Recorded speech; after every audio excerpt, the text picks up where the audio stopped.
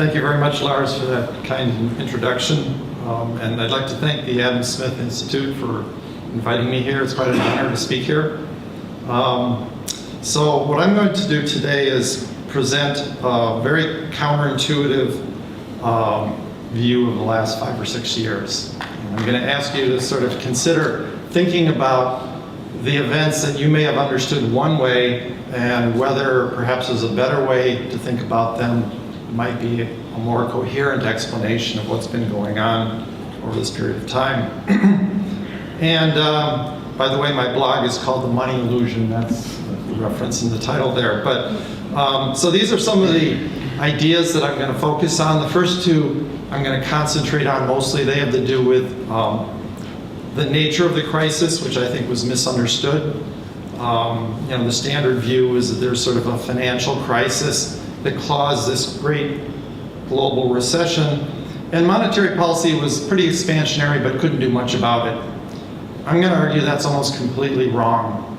It wasn't the financial crisis, it was contractionary monetary policy that caused the global recession. Okay?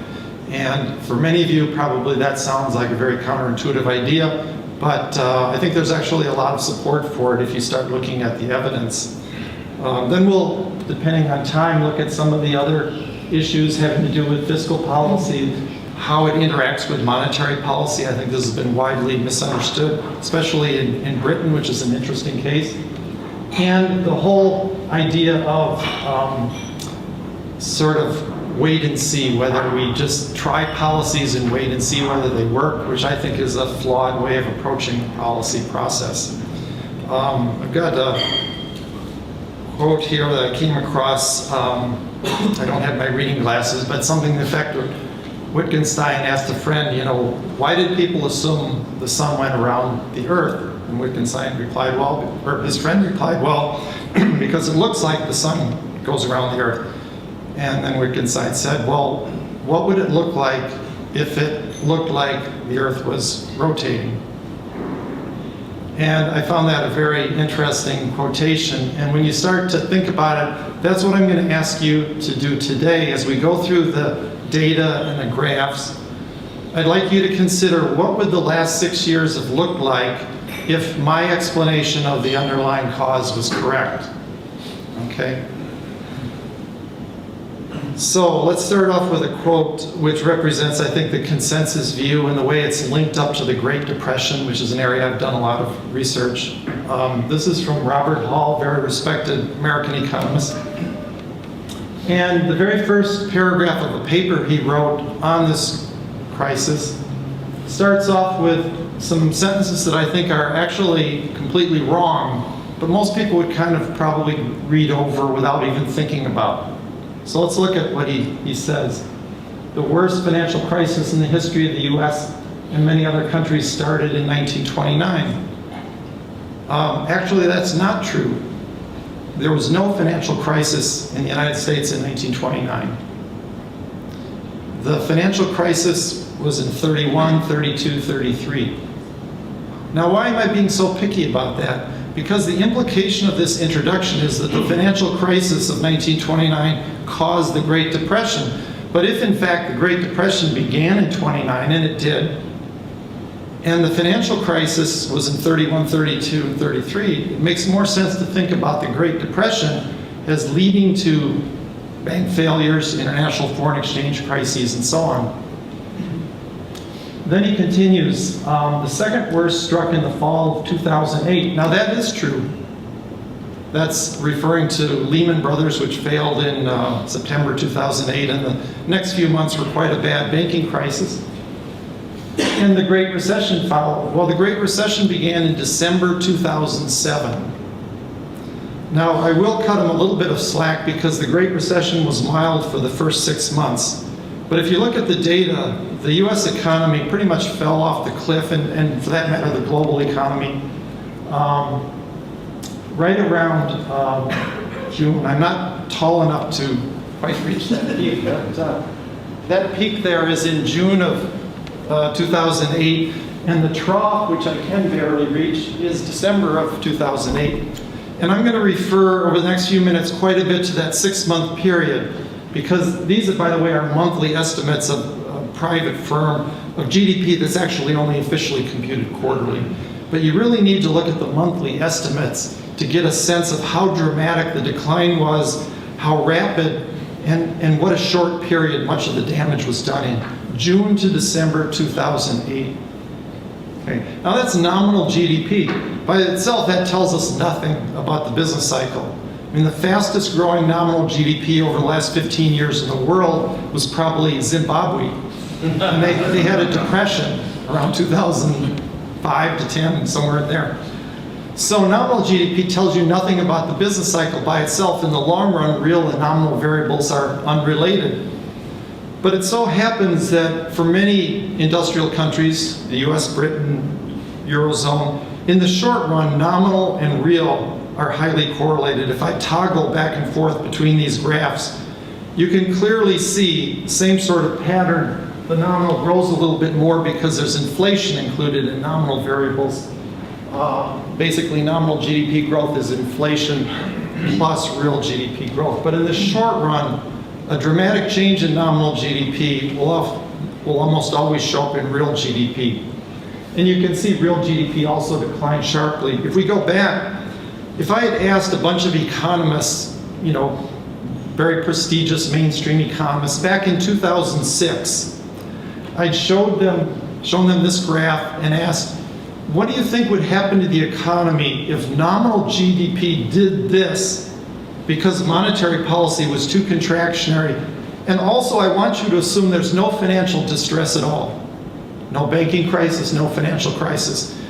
If this happened to nominal GDP, a 4% decline over a year instead of a normal 5% increase, which is the trend in the US, meaning that a 9% gap opened up between actual and trend GDP. What would that do to real GDP? Most macroeconomists would say something like this, even if you told them to assume no banking crisis. So that's a sufficient condition. Now this is what got me into blogging and why I'm here, I guess, indirectly. For years I've been teaching monetary economics out of the most popular textbook in the United States, written by Frederick Mishkin, who served at the Federal Reserve Board. And this is sort of some of the summary points he makes towards the end of the textbook that he really wants the students to be aware of. Let's look first at the first and third. It's dangerous to associate easing and tightening of monetary policy with short-term interest rates. And yet I felt in late 2008, almost everybody I talked to was assuming Fed policy was very easy. When I asked why, they would say, well, because interest rates are very low. Third point, monetary policy can be highly effective in reviving a weak economy, even if short-term interest rates are near zero. Again, I would talk to people and they'd say, well, the Fed is out of ammunition. They've cut interest rates close to zero. There's nothing more the Fed can do. So I started to wonder, how is it that we've been teaching these ideas to our students for decades and we didn't seem to believe them when a crisis hit? Are the textbooks wrong, or what we are thinking now, is that wrong? And I think the textbooks had it right. Now in the middle, Mishkin points to the role of other asset prices and what they can tell us about the stance of monetary policy. We're going to look at some other asset prices, and what we're going to see in a moment is that they were all signaling money is very tight. Everything except short-term nominal interest rates was signaling extremely tight money. Before I do that, though, one more quotation. This is from Milton Friedman, who died in 2006. He was talking about the situation in Japan in the late 1990s. And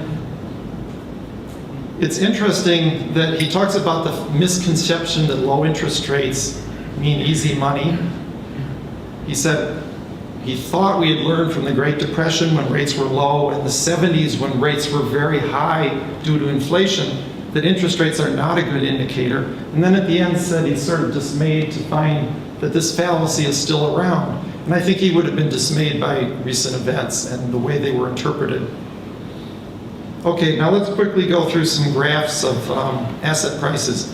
One of the counter arguments I get, especially from very skilled economists, is, well, yes, nominal interest rates can be misleading, but surely real interest rates are a good indicator of monetary policy. There's two problems with that. First, no, real interest rates are not a reliable indicator. They are better than nominal, but they also are somewhat unreliable. But the bigger problem is the economists that would say this to me don't seem to have bothered to actually check the data. Because during the period of July to December 2008, the real yield on a 10-year Treasury bond went from less than 1% to a little over 4%. That's actually an extraordinarily large increase in long-term real interest rates in a period of only 5 months. This is right in the teeth of the big decline in real GDP and the banking crisis. These are yields on inflation index bonds. That's how we know they're real interest rates. Commodity prices fell in half during this 6-month period. You can see the big collapse there. The value of the dollar is particularly interesting. One argument I get from people is that, well, you know, with these banking crises, they're always followed by severe recessions. And studies by Rogoff and Reinhardt and others have showed this pattern. One of the differences in what happened in 2008 is, unlike almost all of those other financial crises that you might have recalled, you know, Mexico, Thailand, Russia, Brazil, wherever, the dollar actually strengthened sharply in the teeth of the crisis. In the vast majority of cases, a currency will decline sharply in the foreign exchange market. Here's the dollar against a trade-weighted basket of currencies appreciating about 15% in late 2008. That's pretty strange to occur when the economy is falling sharply and we have a severe banking crisis. The other cases where currencies have strengthened in real terms during a crisis, Argentina around 2000, the United States in the early 1930s, those other cases are now well understood as excessively tight money, which caused deflation and depression. So this is a very anomalous pattern for exchange rates, and it's indicative of tight money. All the other asset markets, stock prices crashed. Let's see, commercial real estate prices. This one's kind of interesting because in the US, the housing crisis actually began in 2006, a couple of years earlier, the so-called subprime bubble burst. We had declining housing market for 2 years, but the rest of the economy was doing pretty well, including commercial real estate. Then when nominal GDP starts falling in late 2008, commercial real estate turns down sharply, and loan defaults in that area increase. Parts of the residential real estate market that didn't have a bubble, like the center of the country, Texas and other states, began to even see declining prices. So you can't blame that on a bubble popping. Again, it was falling nominal GDP. And the tip spreads, which show inflation expectations, fell sharply. Is it possible I can get a glass of water? There's one right behind you. Oh, thank you. So all the asset prices were consistent with tight money, except those short-term interest rates that everybody focuses on. After blogging for a couple of years, I came across some papers by Bernanke that really amazed me because, of course, he was head of the Federal Reserve during this whole period, and I was a blogger, and so I was seen as a critic of Bernanke. But when I read his papers on Japan and other issues, it was just right down the market monetarist alley.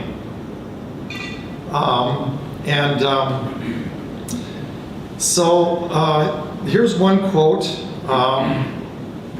which really caught my attention. Bernanke basically is saying here, the money supply and nominal interest rates and even real interest rates are not reliable indicators of the stance of monetary policy. Ultimately, he says we can look at two indicators. If you look at the bottom line here, nominal GDP growth and inflation. Those are the two indicators. Now, I've bolded nominal GDP growth because I think that one's preferable. That's actually a demand side indicator. That's the best indicator of the stance of monetary policy. Inflation can be affected by supply or demand side factors, and only demand side inflation is really monetary. But let's take both of them. Let's average these two. If we do so, we find that money in the United States in the 5 years after 2008 was the tightest since the early 1930s when Herbert Hoover was president. This isn't my criterion. This is Ben Bernanke's. But that was before he was Fed chairman. There's no way that as chairman of the Fed, he could say this. And of course, he's been saying for 5 years that monetary policy was extraordinarily accommodative during this period. But that's not the criteria that he laid out when he was free to speak his mind. So I think this is a very interesting quotation to think about. It shows you that my way of looking at easy and tight money, nominal GDP growth, is actually not that eccentric, but it's certainly out of the mainstream today. Now, one thing a lot of people will argue is that the interest rates in recent years are artificially depressed by easy money. And they feel that we don't really have a true market anymore. Central banks are sort of manipulating the bond market with all these QE programs. But something to think about here, and if you're in the financial community, this might be particularly interesting, is that we've had a 30-year downtrend in real interest rates in the United States, and of course many other developed countries as well. This graph shows estimates of real interest rates for 10-year bonds in the US, up around 7 to 10% in the early 80s at the peak, trending downward to more normal levels, but then continuing to trend downward close to zero. It's been bouncing above and below zero recently, real interest rates. That's a 30-year downtrend. It's not a cyclical thing. It's not associated with just recent monetary policy.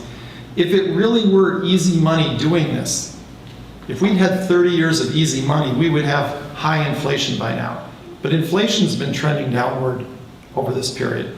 Now these are real interest rates, so they don't include inflation.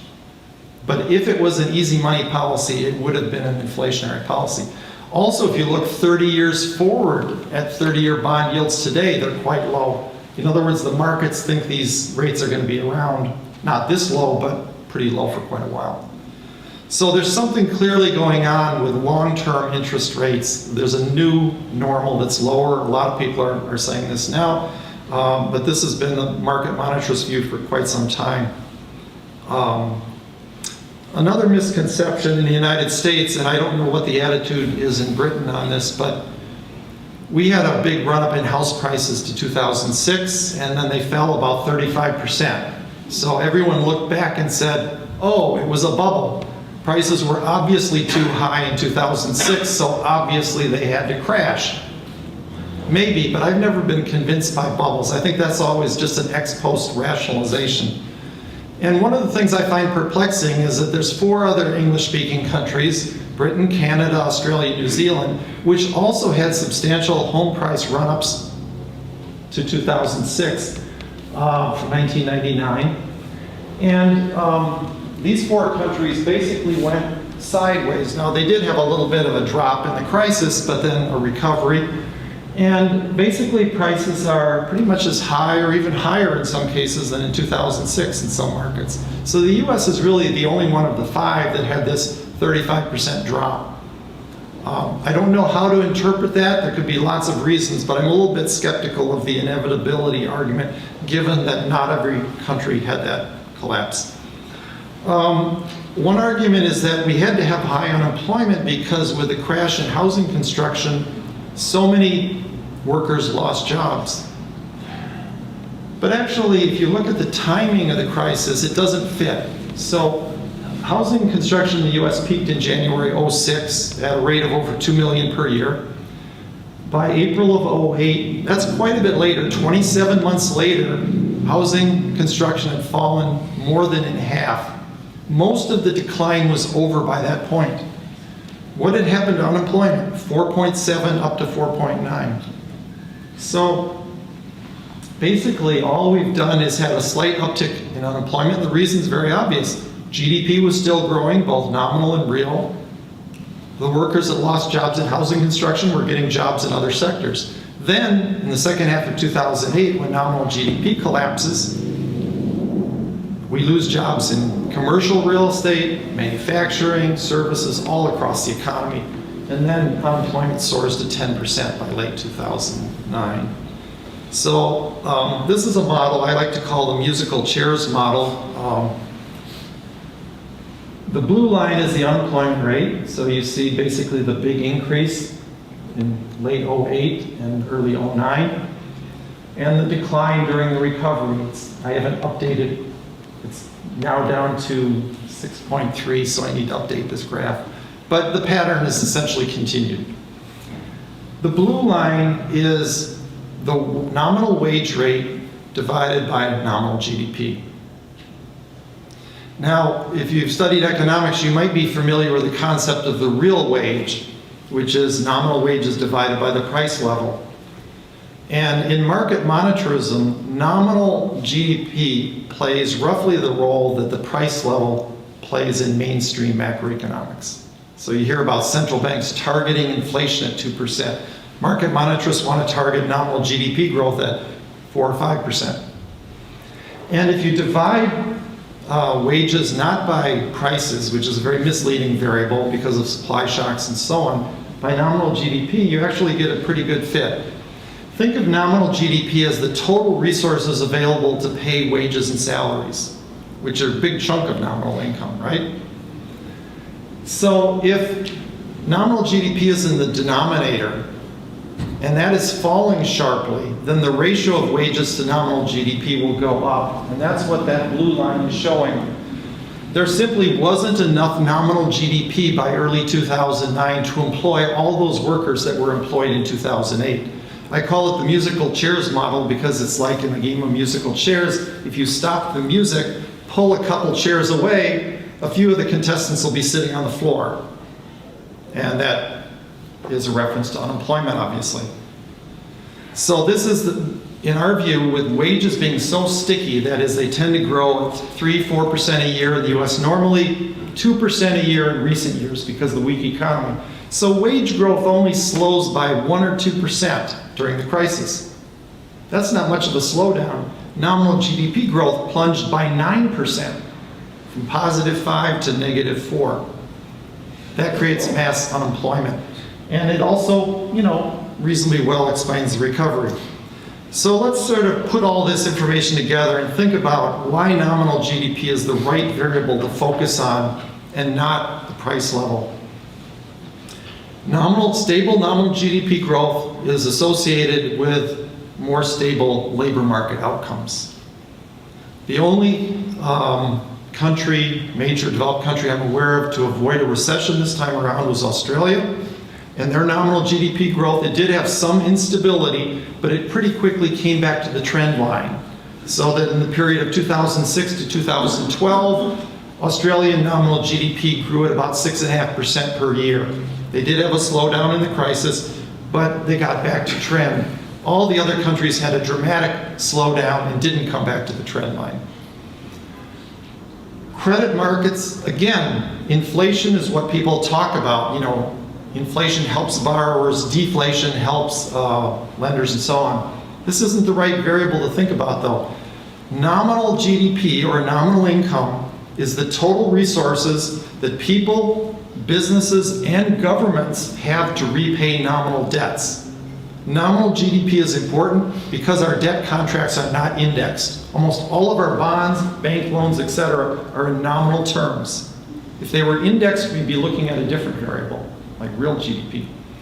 But because they're not indexed, when nominal GDP plunges, whether it be in the 1930s or Argentina around 2000, or in much of the world around 2008 and 9, you will get debt crises. And these crises will be misinterpreted. And here's how they will typically be misinterpreted. In every case before the debt crisis, or almost every case, you'll be able to identify people that made foolish decisions. In America, that would be subprime mortgage borrowers and banks that lent to them. In Europe, that might be Greek government loans. Okay. So those are loans that might go bad even in a stable macroeconomic environment. Then when nominal GDP growth falls sharply, what will happen is that existing crisis will get much, much worse. And the average person will assume it's just the same thing getting worse, like someone has a cold and it turns into a really bad cold. But it's still a virus. In fact, it's more like a cold that turns into pneumonia, a bacterial infection that needs completely different treatment. So it looks like we just had in the United States one big financial crisis that got worse and worse and worse, whereas there was actually a qualitative change when nominal GDP growth plunged. In Europe, it looks like there was one sovereign debt crisis that just kept spreading from one country to another, whereas in fact there were many countries like Spain that never would have had a sovereign debt crisis if there wasn't a severe recession. But there was perhaps countries like Greece that would have been in trouble even in the best of cases. So I think it's important, because this nominal GDP is sort of an invisible variable off the radar screen to most people, they tend to look at the symptoms of a crisis and think that is the crisis itself. They're not looking at the underlying causes, the monetary causes.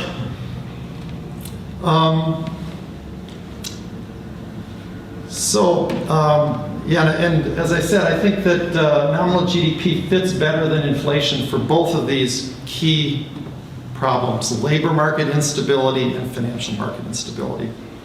Now, and this is hopefully of special interest to the Adam Smith Institute, which promotes free market ideas. I think this fits in very well with free market economics, the idea of targeting nominal GDP. Because what you're basically doing is you're saying, we're going to have a monetary policy that ensures a stable growth path for the total amount of nominal spending in the economy. And that means if we, in, say, America, bail out Chrysler and General Motors to preserve jobs in those industries, that the extra money being spent on those automobiles will be coming from somewhere else. One problem libertarians or free market enthusiasts have in promoting ideas is during recessions, when we talk about creative destruction, people say, well, where will the workers get jobs that lose their jobs in the process of creative destruction? That's a hard sell during a period of very high unemployment. But if you're targeting nominal GDP, you can say, well, look, the central bank has got this targeted growth path. If we have more spending in one area, there's going to be less money somewhere else. It's much easier to make a classical argument for creative destruction, reallocating resources to where they're most efficient in that kind of monetary regime. When you have a big collapse in nominal GDP, statist policies become much more popular. In America, the New Deal program in the 30s. In Argentina, again, they moved from sort of neoliberal to more statist policies because the perceived failures of the right wing were believed to be due to the failures of capitalism, just like capitalism was blamed for the 1930s depression. But in fact, the real failure was monetary policy. But instead of fixing monetary policy, the countries moved in a more socialist direction. So having a stable path for nominal GDP is very conducive to the argument for free market economics. Now, one proposal I've been kind of enthusiastic about over the years is nominal GDP futures targeting. And again, this sort of fits in with the free market theme. So one criticism of central banks is they're big government bureaucracies and they're just not very good at the job they've been given, which is targeting inflation in some cases, or a mixture of inflation and employment.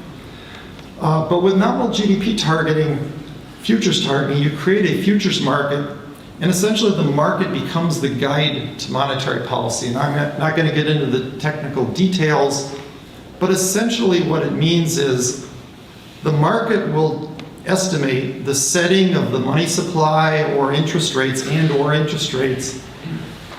that the market believes will lead to on-target growth in nominal income. And this is part of a broader concept called targeting the forecast. So this broader idea is that you should set monetary policy at a position where you don't expect to fail. Now, does that sound controversial?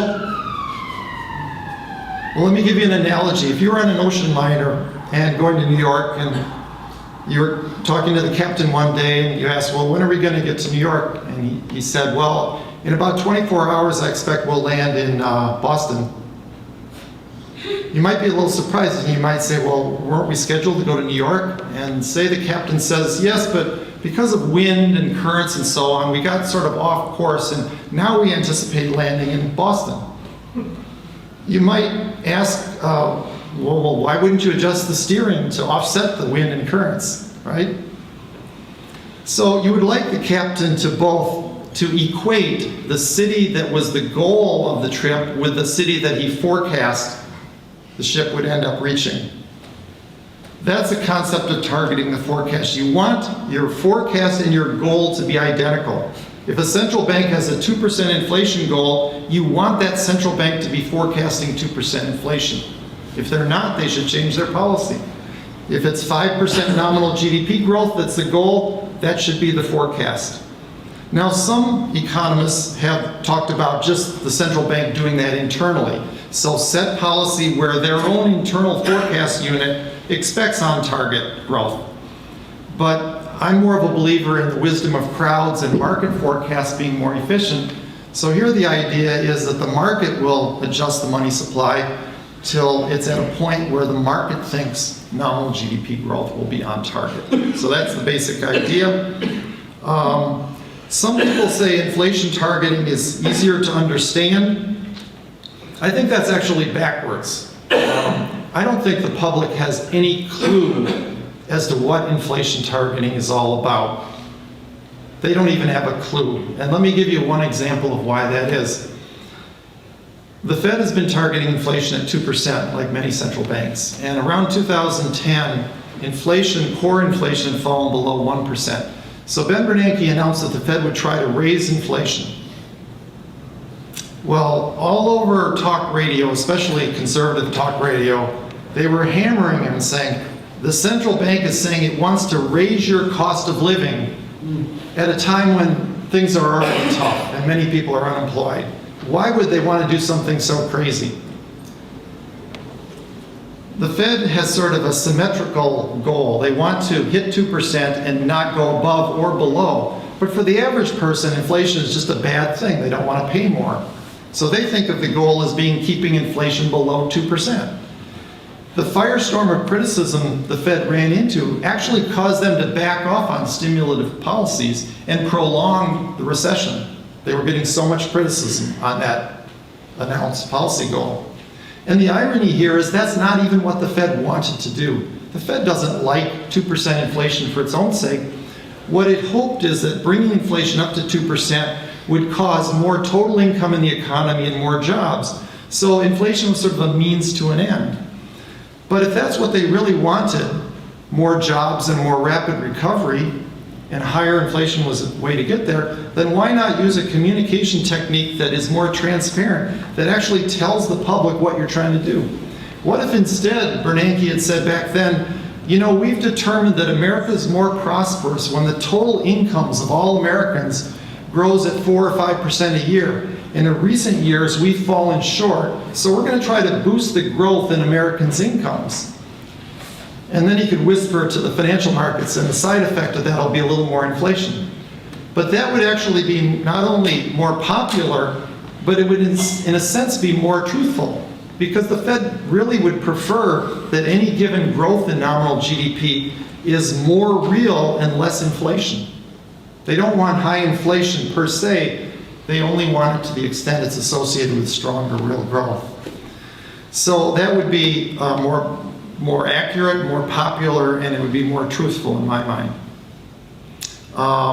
Another advantage is I think we can start to pull back from always bailing out banks and the whole moral hazard problem that's associated with that. It's hard to avoid bailing out the banking system if you're worried about a depression. But if you have confidence that you're going to have a stable path of nominal GDP, then it's much less likely for one bank crisis to spill over, one failure to spill over into other banks. So there's a lot of positive side effects of that. Now, I guess 15 minutes left. We'll look briefly at a few other issues that I think have been misunderstood. One of them is monetary offset. So you might be sort of surprised to hear this based on what you've been reading over the last 5 years, but believe it or not, as recently as 2006, the standard macroeconomics that was taught in mainstream schools at the highest levels was that the fiscal multiplier is basically roughly zero, meaning fiscal stimulus has no effect on the economy as long as the central bank is targeting inflation. Let me try to use a metaphor here, another steering metaphor. So I'm driving my car, and my daughter reaches over and tries to turn the steering wheel. So I grip tightly on the wheel, and since I'm stronger than my young daughter, the wheel doesn't turn. It keeps going straight down the road.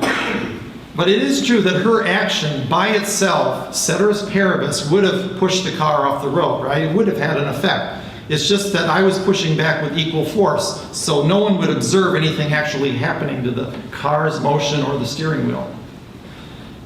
If you think of my control of the steering wheel as being like monetary policy, and my daughter reaching over and trying to turn it as being like fiscal stimulus, that was the standard view as recently as 2006.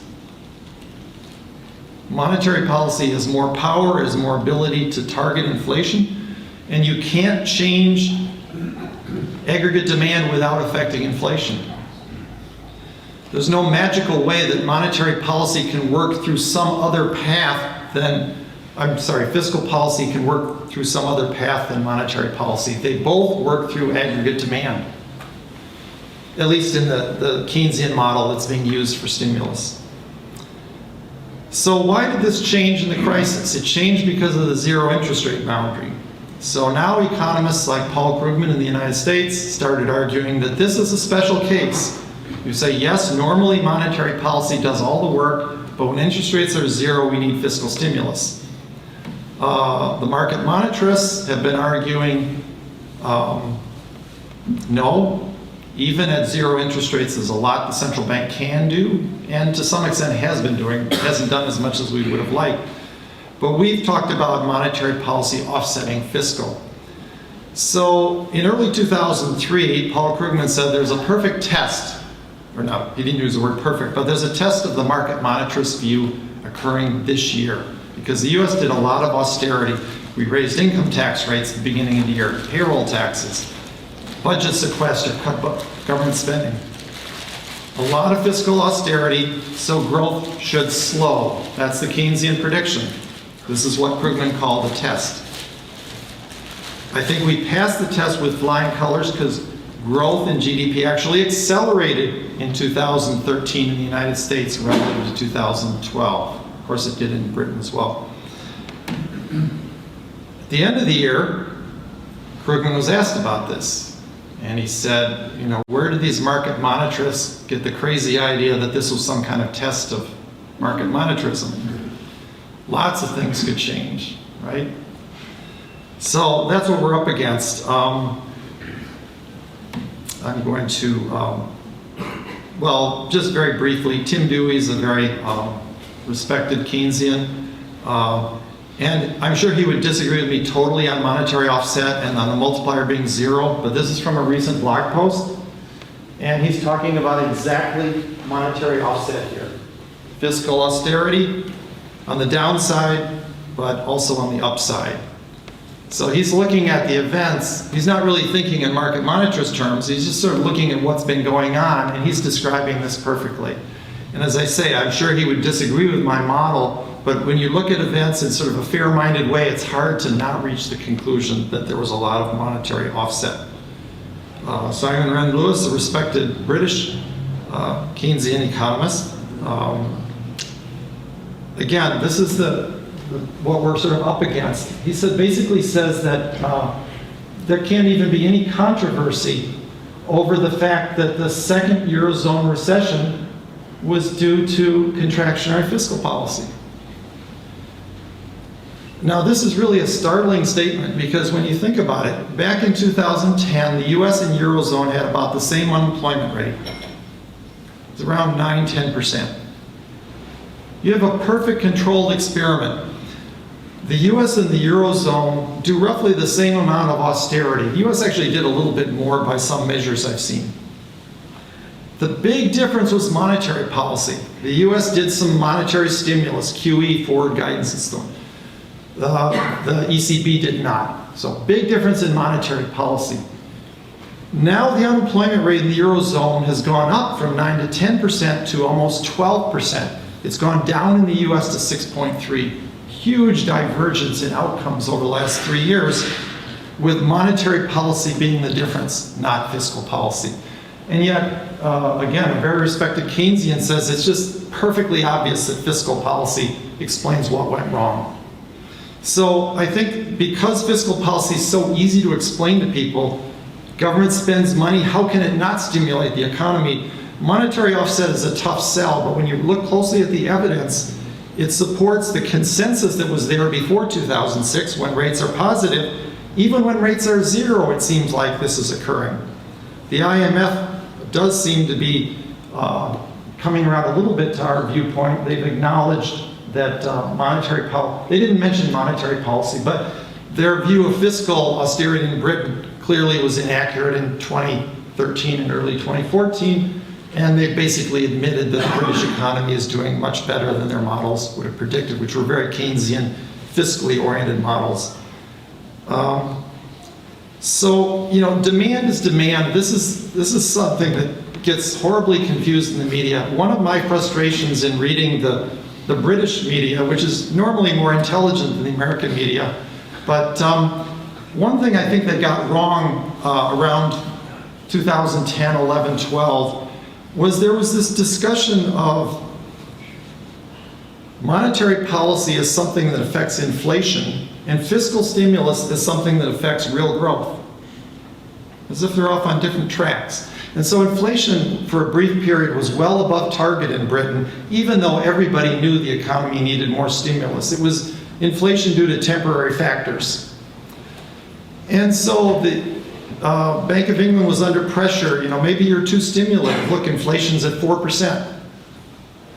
Meanwhile, the government was being pressured to do more fiscal stimulus because unemployment was high. And these are working at exactly cross purposes. It was as if monetary policy can magically control inflation and fiscal magically control unemployment. Both policies affect total aggregate demand, which then affects both inflation and unemployment. Right? So the whole discussion was sort of incoherent. It wasn't looking at the interaction of these policies in the right way. So anyone who felt in Britain in 2010 or 11 that we needed, or that Britain needed more stimulus, and probably did, and was arguing for fiscal stimulus, should have logically been arguing that 4% inflation is too low and Britain and the Bank of England should aim even higher. That's really the implication of their argument. And finally, no wait and see. So the term market, you may wonder where the word market comes from in market monetarism. And by the way, I'd like to thank Lars. I forgot to point this out at the beginning because I'm so nervous talking in front of all you. But Lars actually invented the term market monetarism and has really been very aggressive in promoting the idea. He's also a very respected blogger, and he's been a big force in creating a lot of enthusiasm for the market monetarist idea. But I think that, correct me if I'm wrong, one reason you chose market monetarism is that we believe that markets are relatively efficient in aggregating information. So essentially, we believe that within 5 minutes after a new policy initiative is announced, we basically know all we'll ever know about the effect of that policy. And that's because you will see the asset markets, like a tip spread, which is an inflation forecast, adjust to the new reality of the new policy. And if the markets are signaling that it's not sufficient, and this is what got me into blogging in early 2009, the markets were clearly indicating that money was way too tight, and I didn't know why more wasn't being done. If the markets are signaling that right away, there's no point in waiting around, because any result that comes in different from what the markets predicted is just going to be due to extraneous shocks anyway, that are not part of the model. So all you can really do, the best you can do, is a policy that is expected to work. You can never guarantee success. There's always extraneous shocks that can hit the economy. But the best you can do is steer the ship so that you expect to end up in the right port, or set monetary policy so that you expect growth in nominal spending to be consistent with a healthy economy. You can't ask any more of policymakers than that. And then if you still have high unemployment and so on, you need structural supply side remedies to improve the economy. And my last slide is back to the Wittgenstein, but now I've created an imaginary conversation where I'm trying to reframe what he did, talking about the sun going around the earth and so on, with the different way I've been trying to get you to think about this crisis. So why do people always assume the Great Recession was caused by the financial crisis? Because it looks that way. Well, what would it have looked like if it had been caused by central bank policy errors, which allowed nominal GDP to fall at the sharpest rate since 1938, especially during a time when banks were already stressed by the subprime fiasco in the US, and when the resources for repaying nominal debts come from nominal income? So if you start to think about, if there was this monetary policy failure in 2008, at that point of fragility in the economy, what would happen? What would you expect to happen? I would argue it's what we've seen over the last 6 years, and that this explains everything the traditional model explains, and a lot more that isn't explained by the standard model that is implicit in most of the pundits and economists talking about the crisis. So, thank you very much. Are we taking questions?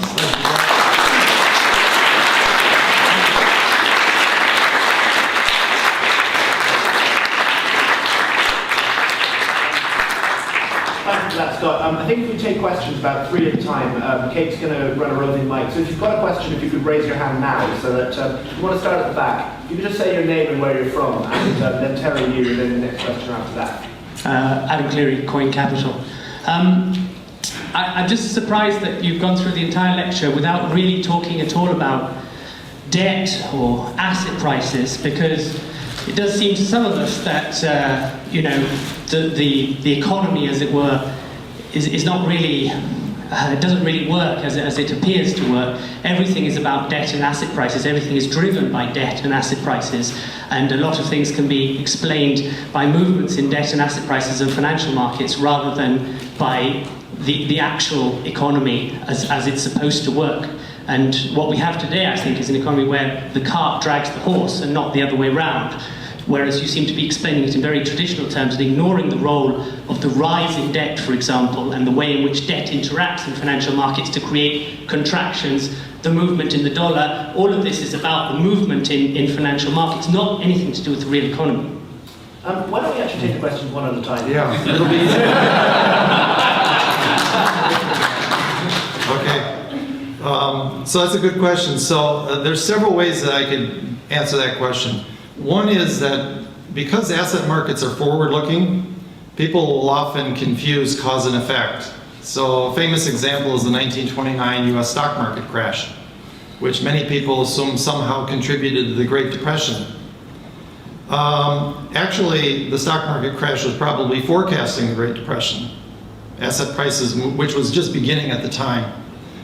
So because they move more quickly and because people think of cause and effect in terms of before and after, it looks like asset prices are causing a lot of things that they're actually responding to, but we don't really see the evidence in the macro data till later. Now, how do we know the 29 stock market crash did not cause the Great Depression? Because in the United States, we had an identical stock market crash in 1987, virtually identical. And it didn't even, not only did it not cause a depression or even a recession, it didn't even cause a tiny slowdown in growth. There was a boom afterwards.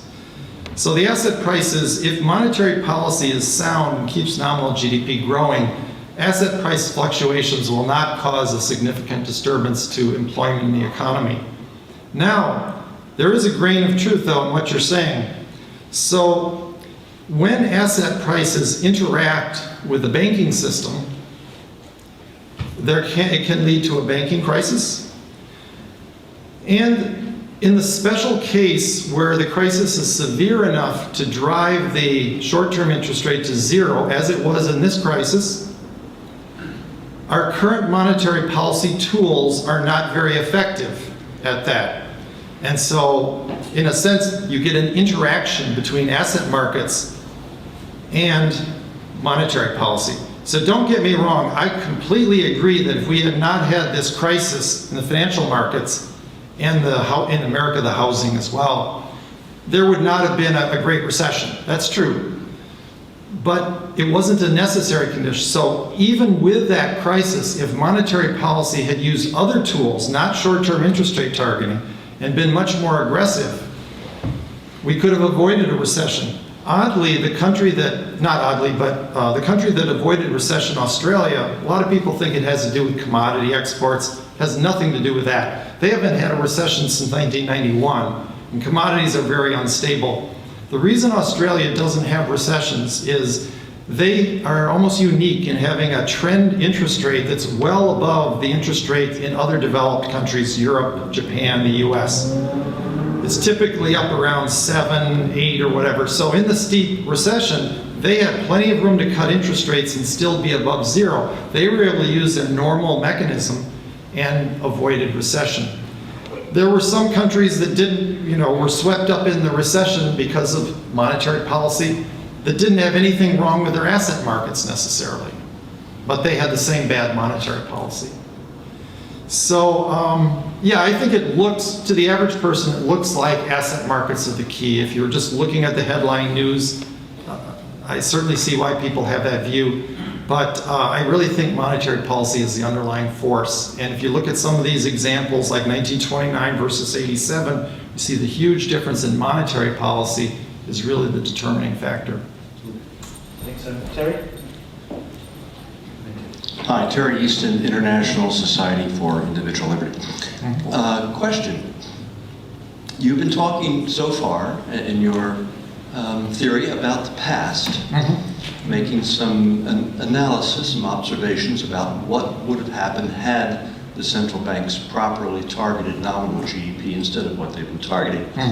I'd like to ask you about the future. Let's assume that the central banks in the world do not wake up tomorrow and begin to target over the next 3 to 5 years nominal GDP. What do you project the results will be in 3 fiscal groups, three trading groups: the European Union, the United Kingdom, and the United States? You're saying they do target nominal GDP? No, I assume that they do not target. I'm sorry. What's going to happen if they do what they're doing over the next few years? So I believe that low interest rates are the new normal. So I'm 58 years old. This is the first recession in my lifetime where interest rates fell to zero. I'm predicting that in every future recession left in my lifetime, however many years that is, it will always fall to zero, at least in the United States and Japan and probably most of Western Europe as well. That's the new normal. So interest rates will be lower during booms, maybe 3 or something, and then they'll go right to zero in recessions. So we'll have the same flawed regime. Now, central banks always learn lessons every time around. That's one truism if you look at the history of central banking. So I do think that we might have a better result. They might move more aggressively earlier. The Fed basically, at least implicitly, admits they should have been much more aggressive in 2008 and 9. Do you know that 2 days after Lehman failed, the Fed had a meeting? Inflation was 2%. I'm sorry, the target, their interest rate was 2%. 2 days after Lehman failed, they voted not to cut rates. They weren't at the zero bound on interest rates. Why? Because they were worried about high inflation, which had been high for the previous 12 months. But guess what? Market monitors say we look forward, we look at asset prices, right? The tip spread showed 1.2% inflation over the next 5 years, the day of the meeting. So if they looked forward, instead of driving the car by looking in the rearview mirror, if they looked down the road, they would have slashed interest rates deeply at that meeting. In retrospect, they certainly admit they should have been cut sharply. That doesn't mean the markets will always be right, but I do think they've learned some things like the failure of policy at that meeting, and they will be more aggressive. So I don't think the next recession will be as deep. But as of now, I don't think they've really made the fundamental changes in the policy regime they need to make. And so we're still going to have suboptimal policy. Okay, Tim, and I know I haven't come to this side, but we will soon, and that's the forward guidance. I'll try to give shorter answers. Okay, Tim Congdon. Scott, I have a couple of rather fundamental questions for you. One is that Friedman said that money matters, by which he meant that the quantity of money matters. Now, in this presentation, there's been nothing, frankly, Scott, about any quantity of money. Okay? So my question to you is, what, in market monetarism, does money matter in the sense of the quantity of money mattering? That's my first question. The second question is, what in your stories causes nominal GDP? Good question. So, first of all, as you know, the Keynesian view of policy is that it's about interest rates. That interest rates going up and down is monetary policy. So we completely reject that for the same reason that the traditional monetarists do. The traditional monetarists like Friedman focus on the supply of money as being the key indicator of monetary policy, usually a broad aggregate, as you say. Market monetarists tend to look at both changes in the supply and demand. And we don't use the supply of money as the indicator. Instead, we use sort of market signals as to whether changes in the supply relative to changes in the demand are going to lead to on-target nominal GDP growth. So that's why I haven't provided data on money supply. We don't think the money supply growth rate is the right indicator. We perfectly accept that over very long periods of time or during hyperinflation, money supply changes are the dominant, and often during business cycles as well. But we think there are even better indicators than monetary aggregates. So we're not completely monetarists, but our way of thinking about the process now, the other part of the question is, how does it work? Well, think of it in terms of money demand. If the public wants to hold money, however defined, whether it be the monetary base or M2, in some percentage of their income, they have a preference. Say their income is $100,000 a year and they prefer to hold half of their income in the form of money, then their demand for money is $50,000, right? So how does monetary policy change nominal GDP? Well, we would argue that a once and for all change in the money supply implemented by the central bank does not change that preference of what fraction you're going to hold, at least in the long run. And so in the long run, that will cause nominal GDP to change in proportion. So if you double the money supply from 50,000 per person to 100,000 per person, people still want to hold half of their income. They'll get rid of these excess cash balances, spend it. The spending will drive up income until people's incomes have doubled to 200,000 per capita.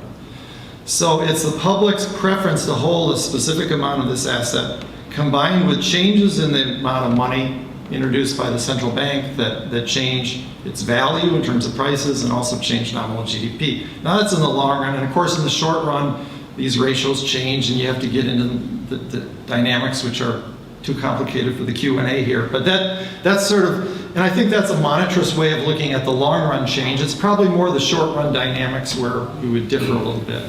Scott, maybe I could just go ahead and fill something I would like to just to add to that.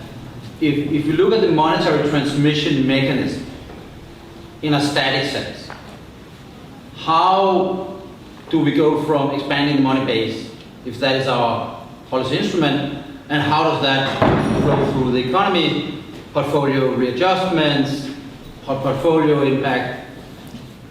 It's standard monetarist textbook, 1975, or 68, or 80. And Tim, I know that you would argue that there is a difference between this side of the Atlantic and the other side of the Atlantic, but increasing the money base, giving a money supplier lead to higher money supply, lead to higher nominal GDP. There is no difference in that.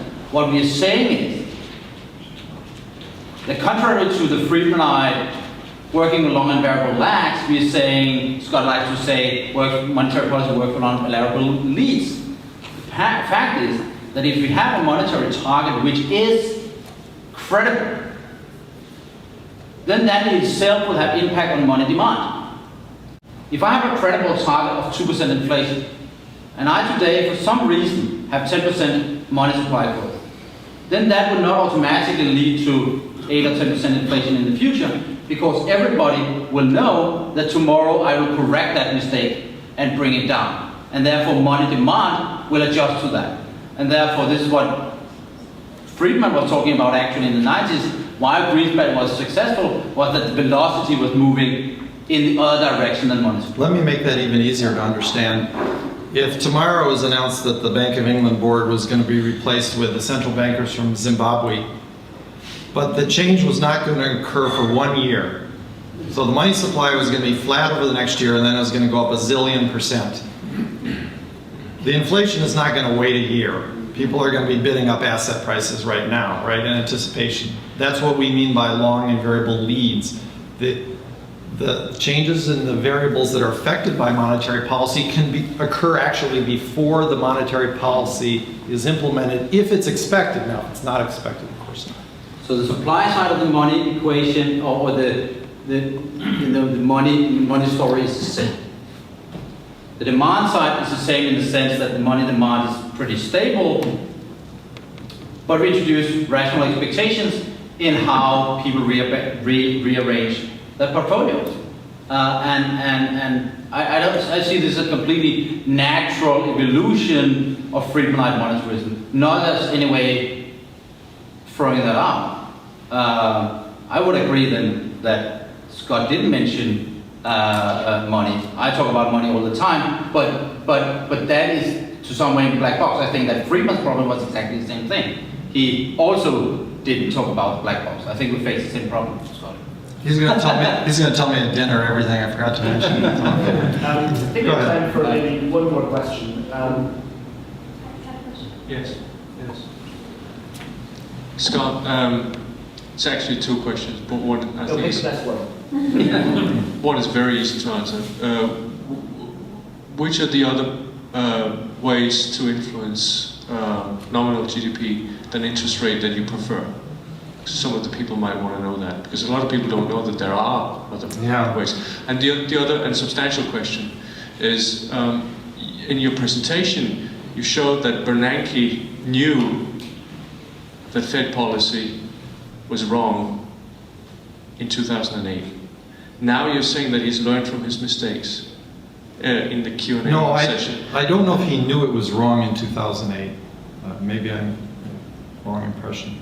Oh. But let me take. The public choice question is, why is there some policy failure thing here? Why isn't there a risk that they're not going to learn from their mistakes? Since, I mean, after all, Friedman taught them something, and they told Milton Friedman, yes, we admitted, we did it. That was the 30s. Mm-hmm. And you're basically saying now they've done it again. Why do they keep doing this? Is there a policy failure thing that we need to address? Is there a structural thing? Can we really expect them to have learned their lesson? Well, I'm an optimist. I think they get a little bit better. I mean, the mistakes they made this time were nowhere near as severe as in the Great Depression. But you have to remember that monetary policy, at least in my view, is just about the hardest thing there is in the world to understand. It's mind-bogglingly counterintuitive. It's an Alice in Wonderland world where everything is upside down. The tightest money you could ever do would look to most people, even most economists, to be highly expansionary. And the reason for that is the tightest money imaginable will drive an economy into a depression and deflation. And when you go into a depression and deflation, two things happen. Interest rates fall to zero, and the monetary base, the so-called QE, all the paper money they're pumping in the economy or bank reserves, goes up because banks like to hold a lot of reserves when interest rates are zero. So to the average person, both of those indicators, low interest rates and money being pumped into the economy, look like easy money. And it was by assumption the tightest money policy imaginable to drive you into a depression. So in that Alice in Wonderland world where everything is upside down, it's very hard for me to explain to average people, well, what should they have done instead? Because people are looking for what are called concrete steps.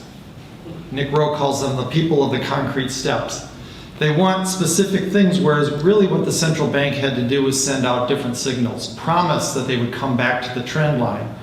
And if they had had a more expansionary policy, to most people it would have looked far more contractionary. So with 5% nominal GDP targeting, level targeting, coming back to the trend line, interest rates might never have even fallen to zero. The monetary base, all that QE might not have been needed. The one country that did a more expansionary policy, Australia, and had rapidly growing nominal GDP, looked to most people to have the tightest money in the world because they had interest rates up there 2-3%, very low monetary base. So it's very hard to explain to people in this very counterintuitive world where they're reading the gauges backwards in some sense. Obviously, there's a bit of truth in the short run that raising and lowering interest rates are associated with easy and tight money, but over periods of months and years, it reverses. And this is what people don't pick up on. So that's our toughest sell, really, to get people to think about it in a different way. And that's the reason why I focus today on counterintuitive ideas rather than getting into the nuts and bolts of money supply and monetarism and so on, is I wanted people to just sort of reframe the issue in a different way. Think about these variables in a different way. But you know, once you do that, I can't tell you how much QE you've had to do, but we do see a wonderful natural experiment in Japan where many of the doubters said, well, there's nothing the Bank of Japan can do. As soon as they raise their inflation target, the asset markets, remember the question in the back, I think he's left, but unfortunately, the asset markets soared in anticipation of the effect of that Japanese market. The asset markets were signaling they didn't believe the Keynesian liquidity trap pessimists. The stocks soared, the Japanese yen plunged. None of those things would have happened if the Keynesian model was true, that central banks can't do anything when rates are at zero. But what they have to do, that's what's really hard to explain, because it's mostly about signaling. Well, Scott, thank you. It's been an absolutely tremendous lecture, and thank you as well to Ben Southwood, our head of policy, who's put this whole thing together and has been working non-stop to make this evening happen, and thank you to everybody. But as a token of our appreciation, we have a solid cast iron bust of Adam Smith, Wow. one of our heroes. So. Will they allow this to carry on? No, that's actually not bad. The TAC back.